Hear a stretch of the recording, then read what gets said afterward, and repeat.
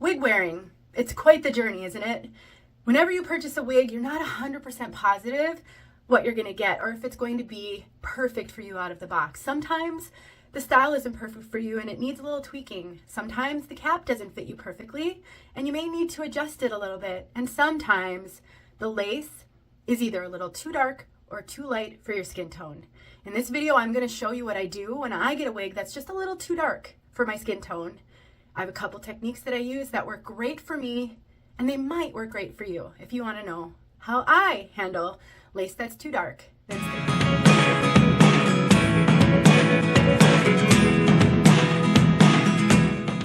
My name is Denise. I'm also known as heywigsister on Instagram and Facebook. I share a lot of content on social media. If you're on Instagram or Facebook, follow me there because I do post a lot more than I post here on YouTube, and it is a great place to get support. The wig that I'm going to show you today is 𝘸𝘦 from In Vogue Medical Wigs and Beyond. This is a human hair wig, but you can do this with synthetic wigs as well. I actually have 𝘸𝘦 in 3 colors. I love this wig so much. It is more budget friendly than a lot of human hair wigs out there. One of the things I love most is 𝘸𝘦 is naturally curly. She has not been permed, and I love that. But the lace is just a little bit darker than some of my other human hair wigs. And that, my friends, is something that happens when you purchase budget wigs. It can happen with more expensive luxury pieces as well, but I find often when you're under $1,000 or under $100 or even $700 with human hair, sometimes one of the trade-offs is the cap. I plan to do a lot more content showing you how to fix caps that don't fit you and things like that. So stay tuned and subscribe to my channel if wig wearing support, hair loss support, and wig reviews are something that you would be interested in. I will make sure every wig I show today is linked in the description. I do have a coupon code as well that will save you 10% if by the end of this video you decide you just have to have a 𝘸𝘦. She is really great. But the lace is just a little dark. So here's what I do. The wig I'm wearing, I have cut back quite a ways. I cut this lace pretty short. It's still laying flat and it's great. But sometimes we don't want to cut our lace back too far because lace is fragile. It is often one of the things that fail first on a human hair wig. So it's nice to leave the lace a little longer to give you room to trim. But when the lace is darker than your skin tone, that can be challenging. Now, I have a video showing you how I cut the lace on my wigs. I just love this one so much. I have 2 different ways that I cut lace. On human hair wigs, the lace on those wigs tends to be a little bit softer than the lace on synthetic. And for those, I like to use just a regular straight scissors. I buy these super cheap but super sharp scissors on Amazon, and I love that they're small and they're easy to work with. On synthetic wigs, I use a pinking shears, which leaves a nice scalloped edge, which can help the lace to blend better when you don't have a harsh line, but they're very big and kind of hard to work with. It does make cutting the lace challenging. I'll link the video that I made where I show you how I use both of these different types of scissors to cut lace. But on a human hair wig where the lace doesn't blend great with my skin tone, generally, I start with the straight scissors and get it cut back almost to the place where I want it. And then I come in with the pinking shears and create a scallop, as you can see. That way, there's not a straight, harsh line to show.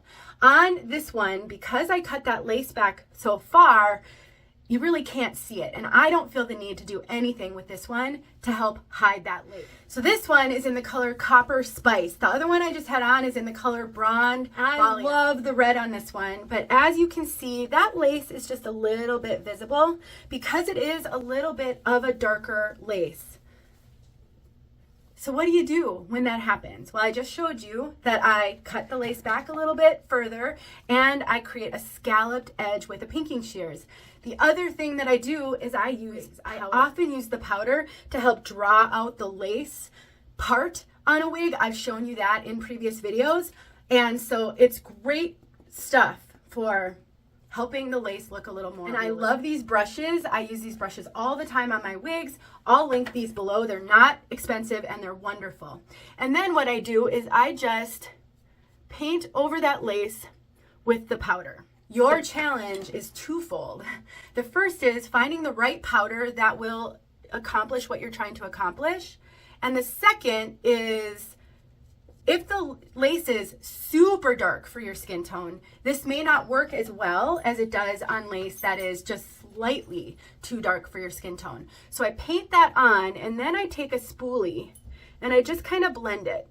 I'm not being rough on this lace. Lace is fragile. You want to be gentle. But I'm just ever so slightly going into that lace so that I can blend that powder in so it's not staying right on the top. And as you can see, that lace is so much less visible than it was in the beginning.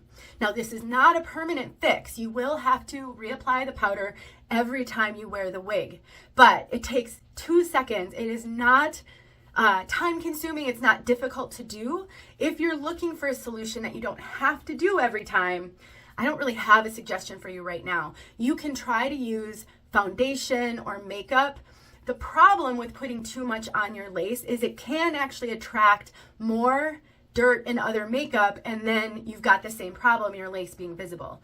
So keeping your lace as clean as possible from your makeup will go a long way in helping that lace be transparent. But if it already started out too dark, just a little bit of powder is perfect. You can see it just made a huge difference. And so to sum this up, don't give up on your wigs just because there are a couple of little things that aren't working for you. Sure, there are some things that are deal breakers that are hard to fix, but makeup can go a long way toward making a wig look much more realistic. And like I said, I will even put it on the part line. I wouldn't probably do that with these on a regular basis because they're curly. You can't see that part line very well. But if you have a wig where you can, and I always have trouble doing this in my phone. Keep my hand steady here. You can just do the same thing I just did, paint it on the part line, and then, whoops, use your spoolie. It's just an eyebrow spoolie or a, mascara type spoolie. You can buy these on Amazon for real cheap. And I just use them only for this. And then you just get in there and help settle it in so that it's not sitting on top and looking super, super obvious. And that's it. That is how I take care of lace that's a little too dark for me, or a part line that doesn't look as much like scalp as I would like it to. Let me know if you have any questions. I'm happy to help. But again, play with your wigs. Don't be afraid to do some things. Cut a scalloped edge in the lace. Use makeup to help make it work for you. All of these things will go a long way into making wig wearing a lot more comfortable. The other thing I want to mention, I have trimmed most of my Danities.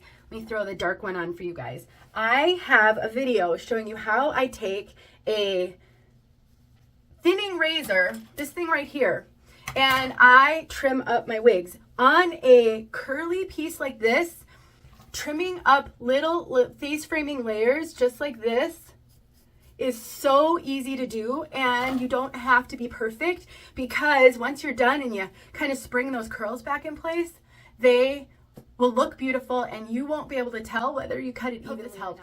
Thanks for watching. Talk to you in my next video. Hey friends, thanks so much for watching. Here are a few videos I think you might enjoy. Go ahead and click on one and watch.